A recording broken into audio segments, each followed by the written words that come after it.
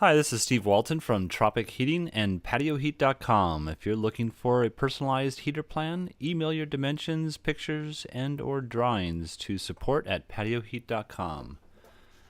All right, today we were looking at a cafe up in a Bay Area, and I wanted to go through several different scenarios here. So, first of all, you can see that we're going to be dealing with this outside patio here, in this cafe. And just to kind of look at, I know the dimensions here are a little bit off, but I just have the top dimension here, floor plan dimensioned off properly, so you can see that in this image here. So we'll be dealing with this patio, a little bit closer view of that, and then of course we have isometric view here, and let's just get rid of all that, and we'll kind of concentrate right up in this area.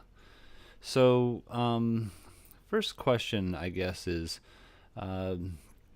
this is a synthetic ceiling here, so it's a see-through ceiling, and we need to be aware of that. That's one big issue.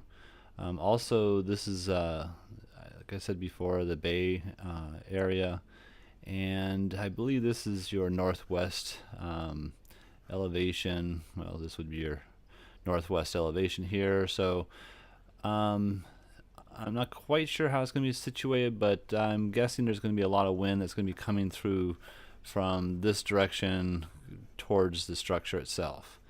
So that's one big thing to keep in mind. Now, I believe they originally had requested for possibly some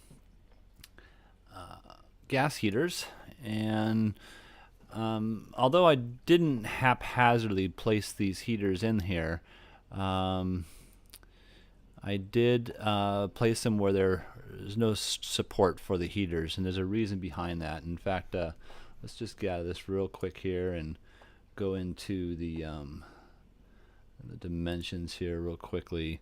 Overall dimensions of the patio, just so we have that clear. We got 39, is that 30, 39.8, overall 38.3, 25.9 where the physical overhang structure is. Our height here we can see is 9.8, and then I left these dimensions in here, just not deal with that yet. Oh, the height of the windbreak here is 7 feet. So I think that's all we need to look at right now. So yeah, let's just go ahead and turn that off here, and then go back into those gas heaters. Now, the reason I didn't spend too much time on these gas heaters is because with a extreme windy area, and with this polycarbonate, I believe, is the ceiling, there's really not much that we can do with gas heaters, because number one, I think polycarbonate melts at about 290 degrees Fahrenheit, and the ambient temperature above this is raised by a minimum of 90 degrees above ambient. So that's when your clearances are met. I have a model S25 here, 9 inches of clearance above the heater, and of course we have exhaust that flows out of here.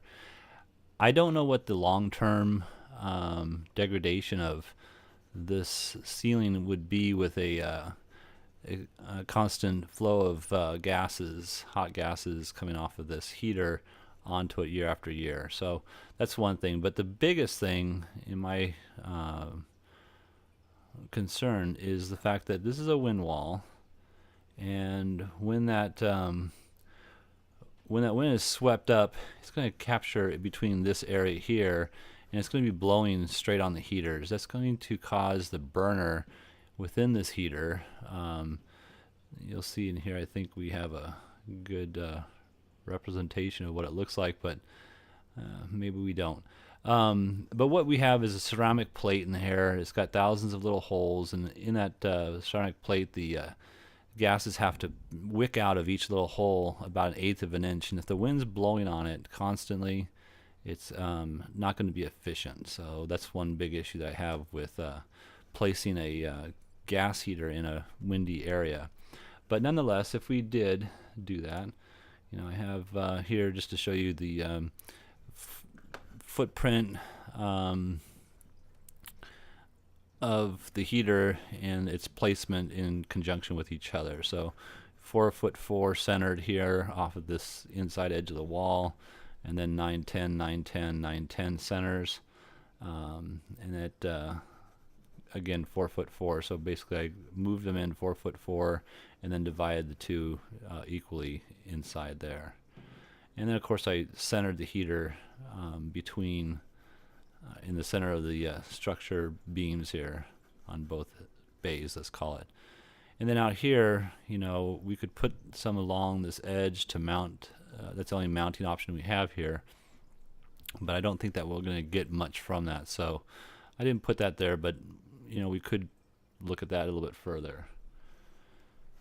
So this would not be my preferred output. Oh, the other thing too I want to mention is, because these are 25,000s, I wanted to get them off the floor as much as possible. As you can see, 8.3 is the bottom edge of the heater. But if we went to 34,000, I would have to add another 5 inches to this clearance here, and then we're dumping more exhaust up here than we are with a 25. So that's another concern that I have, and that would bring the heater down, like I said, about 5 more inches. So that is just not my pick. What I would prefer, we'll go over here. We have that. What I would prefer is more of a electrical solution for the space. Now these are 4,000 watt units. I know it seems like there's possibly a lot of units in here, but we have nice even coverage throughout this whole covered space here. And I'm going to show you another option with 4,000 watt units. But essentially these are just placed on the outside edges, tilted in 35 degrees, maybe a little bit more, so we don't have too much penetration against this glass here. But there's no exhaust, and the wind does not affect the heater in any way. So this is a beam of light coming out of that, although it's invisible to the human eye. I have it depicted here so that you can visually see that representation. But the wind doesn't alter that that beam in any way, and it won't cool off these in any way as well. So it's a perfect ideal location for an for a windy location. I just want to come up close to this mounting I have here, because obviously it doesn't look like it's well mounted. So this bracket's 6 inches long here, and I believe I have this beam here at 6 inches tall. But we do need to keep the heater away from 6 inches from clearance from any type of combustible. And I understand this is not combustible, but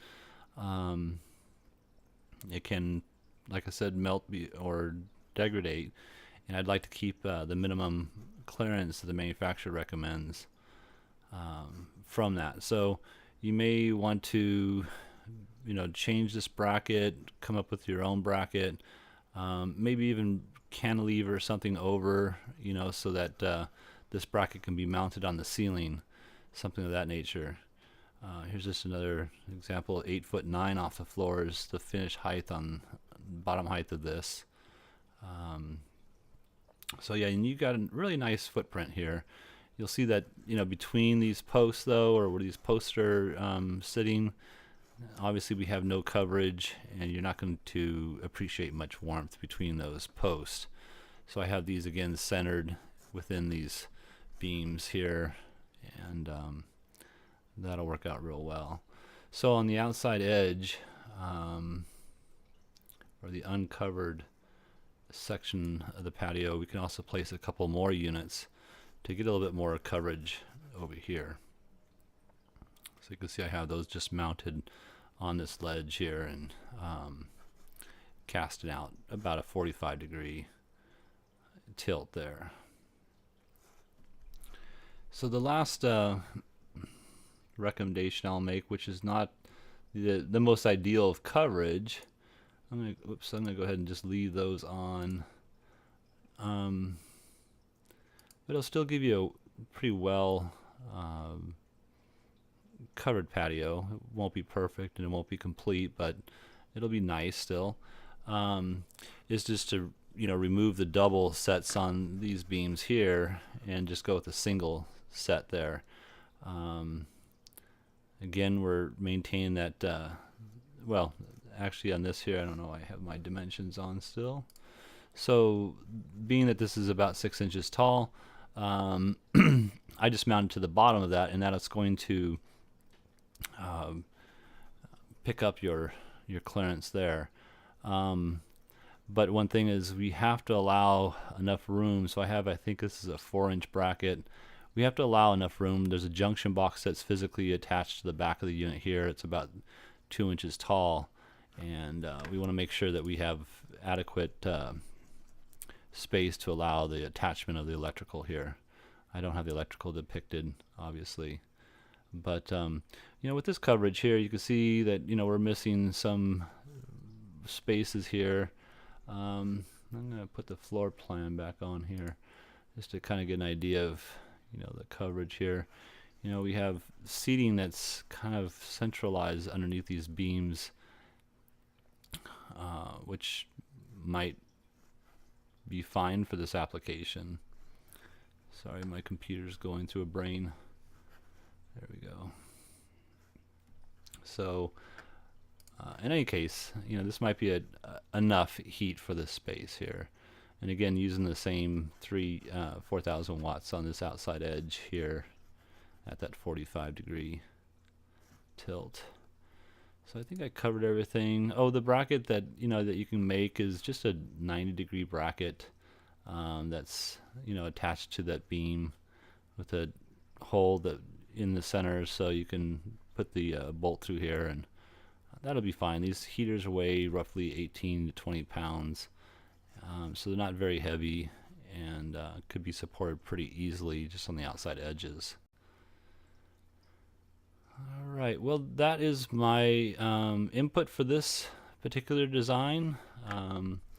Again, my preferred is something more of this nature, and you can zone these heaters so that you have maybe 1, 2, 3, and then the fourth outside edge. You can also put a hotter unit in there too, and use a zone controller so you can dim the system from 1% on to 100% on. I don't think you need that with this application here, but you could, even with a 4,000 watt unit, you could put a zone control on here and then dim the units just like you would a light fixture. So alright, if you have any questions, please email us. Our website is listed below, and we thank you for taking the time to watch this, and we look forward to helping you. Thank you and have a great day.